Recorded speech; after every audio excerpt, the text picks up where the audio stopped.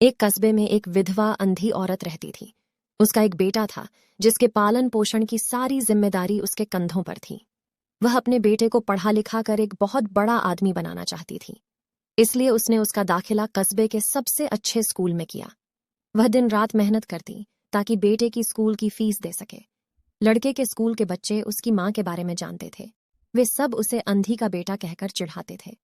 लड़का इससे बहुत परेशान था। उसे अपनी माँ पर शर्म आने लगी थी। वह उसके साथ कहीं भी आने जाने से कतराने लगा था। जब लड़का बड़ा हुआ तो उसकी शहर में अच्छी नौकरी लग गई।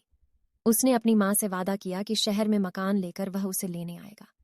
लेकिन वह शहर गया तो फिर लौटकर वापस नहीं आया। उसकी अंधी माँ उसका इंतजार करती रह गई। कई महीने बीत गए। लड़के की कोई खबर नहीं आई।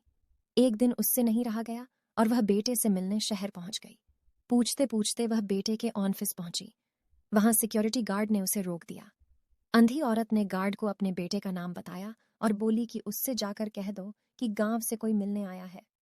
गार्ड ने जाकर उसके बेटे को बताया। बेटे ने ऑफिस की खिड़की से देखा तो उसे अपनी माँ गेट के बाहर खड़ी नजर आई। वह ऑफिस में सबके सामने अपनी माँ की वजह से शर्मिंदा नहीं होना चाहता था। उसने कहला दिया कि वह ऑफिस में नहीं है। अंधी औरत वहां से चली गई। शाम को वह लड़का ऑफिस से घर जाने के लिए निकला। रास्ते में एक जगह काफी भीड़ जमा थी। वह अपनी गाड़ी रोककर भीड़ के पास पहुंचा और तो बीच सड़क में अपनी माँ को मारा पाया।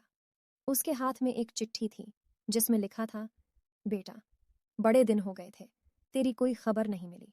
चिंता हो रही थी, इसलिए तुझसे मिलने चली आई।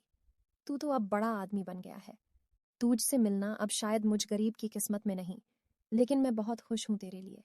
तूने अपना ही नहीं, मेरा सपना भी पूरा किया। मलाल है कि तेरी तरक्की देख नहीं सकती।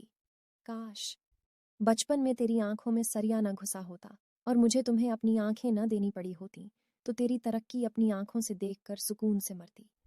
तेरी अंधी माँ ये पढ़कर लड़का फूट फूट कर रोने लगा। जिस अंधी माँ पर उसे शर्म आती थी, उसने उसके लिए कितना बड़ा बलिदान किया था। वह आत्मग्लानि से भर उठा और जिंदगी भर खुद को माफ नहीं कर पाया। सीख दोस्तों, माता पिता अपने बच्चों के लिए अपना सर्वस्व निछावर कर देते हैं। उनका हमेशा सम्मान करना चाहिए।